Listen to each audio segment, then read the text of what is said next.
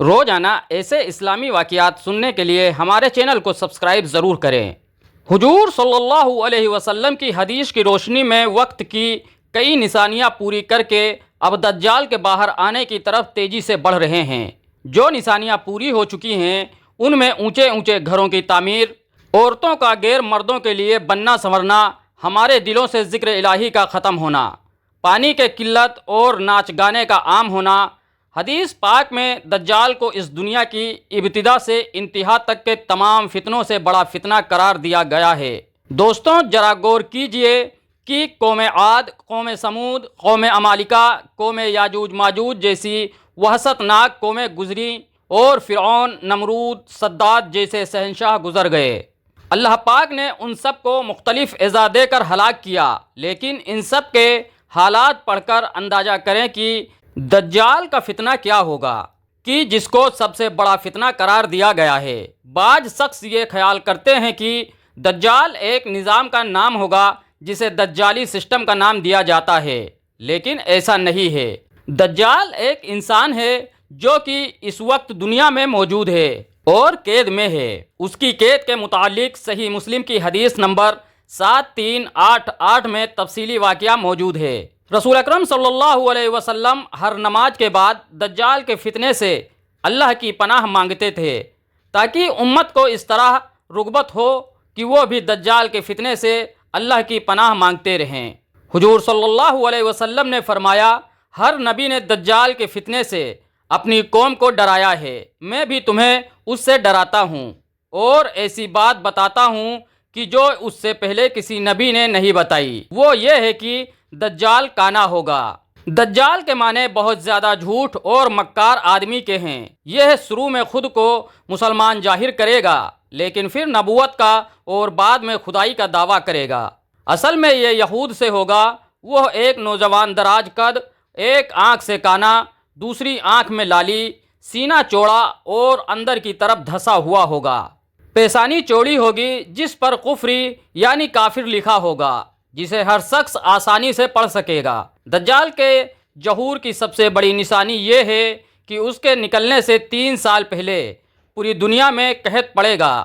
پہلے سال زمین 1/3 پیداوار روک دے گی اور آسمان 1/3 بارش، دوسرے 2/3 پیداوار اور بارش رک جائے گی، اور تیسرے سال نہ بارش ہوگی اور نہ ہی پیداوار، جس سے تمام چوپائے ہلاک ہو جائیں گے۔ تب دجال کا ظہور مشرق سے خراسان سے ہوگا۔ اس بارے میں حدیث کی تمام کتابوں میں متفقاً عالیہ ایک حدیث موجود ہے جو کہ نواس بن سمعان کلابی رضی اللہ عنہ سے مروی ہے۔ وہ فرماتے ہیں کہ ایک دن حضور صلی اللہ علیہ وسلم نے دجال کا ذکر ایسے انداز میں کیا کہ ہم لوگ گھبرا گئے۔ اگلی صبح جب ہم حضور صلی اللہ علیہ وسلم کی خدمت میں حاضر ہوئے تو انہوں نے جان لیا کہ ہم لوگ کل کے ڈرے ہوئے ہیں۔ حضور صلی اللہ علیہ وسلم نے پوچھا کہ کیا معاملہ ہے؟ ہم نے عرض کیا، یا رسول اللہ، کل آپ نے دجال کے فتنے کے بارے میں بیان فرمایا تھا، جس سے ہمیں گمان ہونے لگا ہے کہ وہ ہمارے قریب ہی کھجوروں کے باغ میں ہے۔ آپ صلی اللہ علیہ وسلم نے فرمایا، اگر وہ نکلے اور میں تمہارے بیچ میں ہوں تو میں تمہاری طرف سے خود اس سے نپٹ لوں گا، اور اگر وہ نکلے اور میں نہ رہوں تو ہر آدمی اپنے نفس کی خود ہی حفاظت کرے۔ بس تم میں سے جو شخص اسے پالے اسے چاہیے کہ وہ سورہ کہف کی ابتدائی آیات پڑھے۔ وہ شام اور عراق کے درمیان سے نکلے گا اور دائیں بائیں فساد پھیلائے گا۔ اللہ کے بندوں، ثابت قدم رہنا۔ ہم نے عرض کیا، اللہ کے رسول، روح زمین پر ٹھہرنے کی اس کی کیا مدت ہوگی؟ آپ نے فرمایا 40 دن، یعنی ایک دن 1 سال کے برابر ہوگا، ایک دن 1 مہینہ کے برابر ہوگا، ایک دن 1 ہفتہ کے برابر ہوگا، اور باقی دن تمہارے دنوں کی طرح ہوں گے۔ ہم نے عرض کیا، اللہ کے رسول بتائیے، وہ ایک دن جو 1 سال کے برابر ہوگا، کیا اس میں ایک دن کی نماز کافی ہوگی؟ آپ نے فرمایا نہیں، بلکہ اس کا اندازہ کر کے پڑھنا۔ ہم نے عرض کیا، اللہ کے رسول، زمین میں وہ کتنے تیزی سے اپنا کام کرے گا؟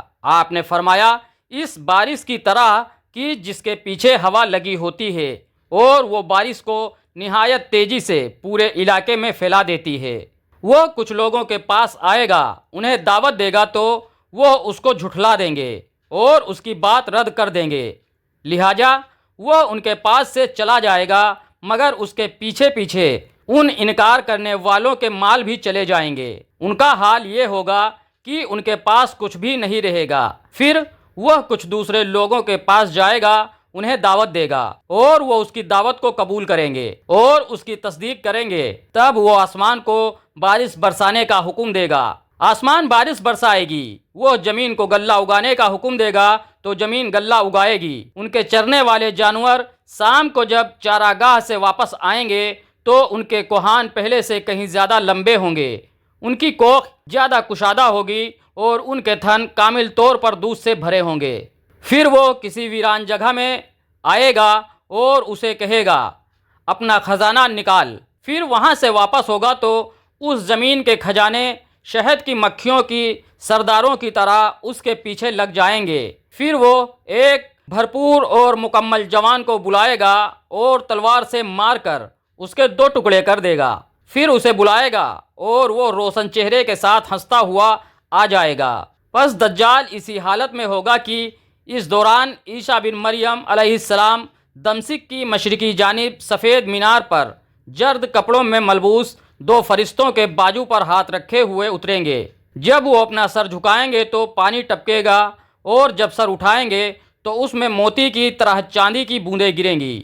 ان کی سانس کی بھاپ جس کافر کو بھی پہنچے گی وہ مر جائے گا اور ان کی سانس کی بھاپ ان کی حد نگاہ تک محسوس کی جائے گی۔ وہ دجال کو ڈھونڈیں گے یہاں تک کہ اسے باب لد کے پاس پکڑ لیں گے اور اسے قتل کر دیں گے۔ دجال کے ظہور کے فوراً بعد 70,000 یہودی اصفہان میں اس کی دعوے داری میں آ جائیں گے۔ اس سے بہت سے مسلمان بھی گمراہ ہوں گے سوائے چند مومن مرد اور چند مومن عورتوں کے۔ اس طرح کہا گیا ہے کہ مردوں کی بنسبت عورتیں اس کی زیادہ دعوے دار ہوں گی کیونکہ وہ بہت جلد کسی کی بات سے متاثر ہو جاتی ہیں۔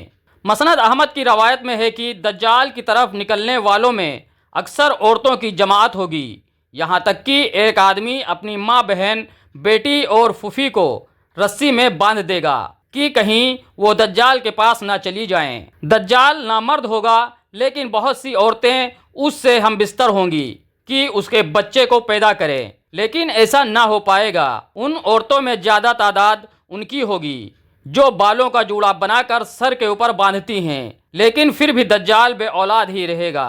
وہ ہر ملک میں داخل ہوگا اور لوگوں کو اپنے فتنہ شانی سے گمراہ کرے گا سوائے مکہ اور مدینہ کے، کیونکہ فرشتے اس کی نگہبانی پر مامور ہوں گے۔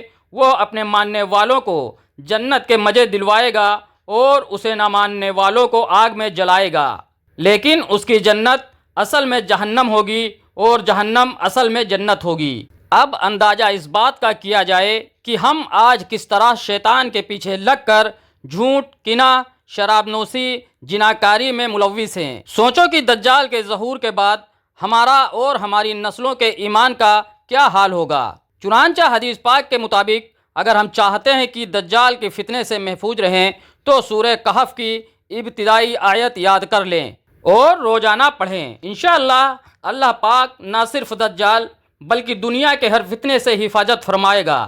اللہ پاک ہم سب کو سننے اور سنانے سے زیادہ عمل کی توفیق عطا فرمائے، آمین۔ جزاکم اللہ خیر۔